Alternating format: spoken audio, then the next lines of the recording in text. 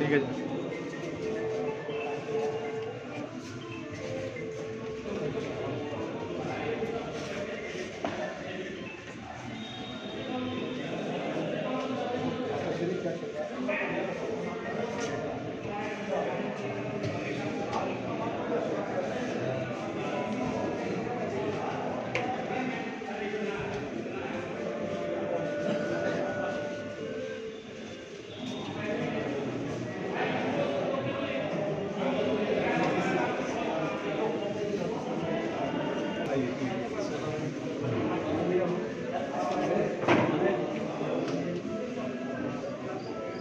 की धरा से चलकर हम यहाँ आते हैं, बुद्ध महावीर की धरती से चलकर यहाँ आते हैं, रामधारी सिंह दिनकर की धरती से चलकर यहाँ आते हैं। आचार्य चाणक्य ने कहा था हमारे राष्ट्र को खतरा दुष्टों की दुष्टता से नहीं, सज्जनों की निष्क्रियता से है।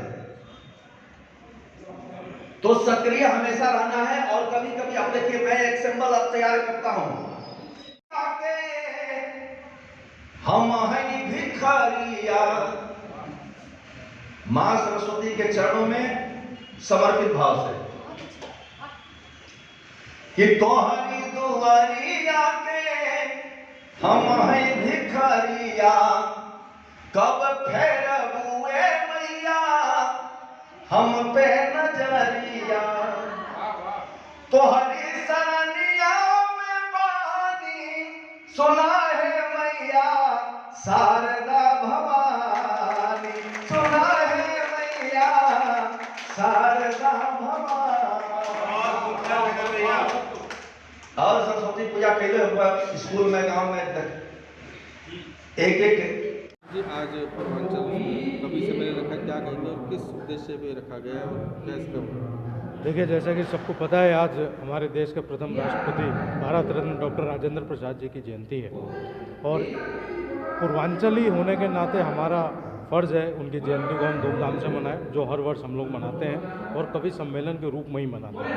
कवि सम्मेलन इसलिए करते हैं क्योंकि एक बहुत ही साफ़ सुथरा प्रोग्राम रहता है, बहुत ही साफ़ सुथरी छवि के इंसान थे वो, और उनकी छवि को किसी तरह का कोई ठेस ना पहुंचे, इसलिए सिर्फ और सिर्फ कवि सम्मेलन ही एकमात्र प्रोग्राम है जो उनके उपलक्ष्य में हम लोग करते हैं और करते आए हैं, आगे भी करेंगे।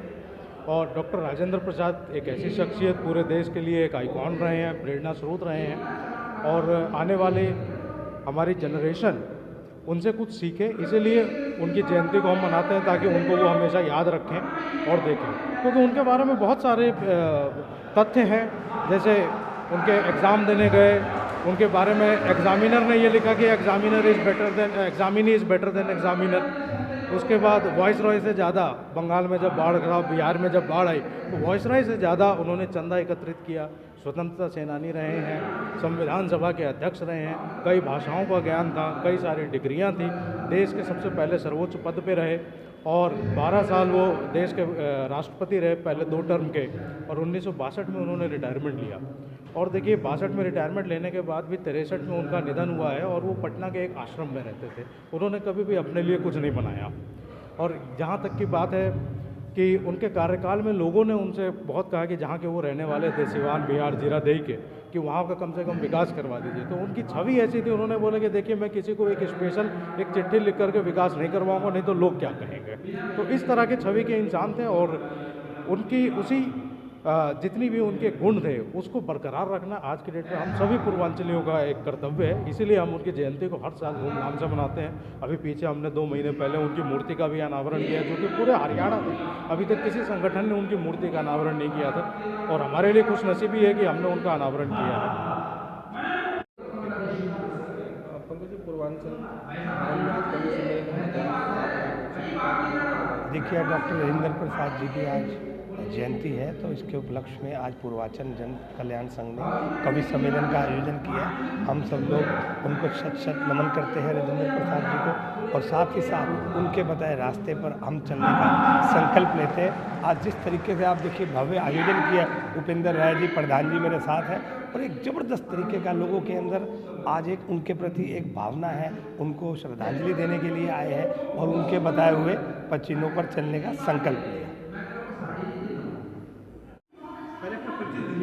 मैं Parvinder Kataria, x deputy mayor, grievance committee का मेंबर हूँ। आज पूर्वांचल का कवि सम्मेलन है, तो क्या कहना चाहोगे इसके बारे में? आप यहाँ पर आए हो। सबसे पहले तो डॉक्टर राजेंद्र प्रसाद के उस पर सबको बधाई देता हूँ।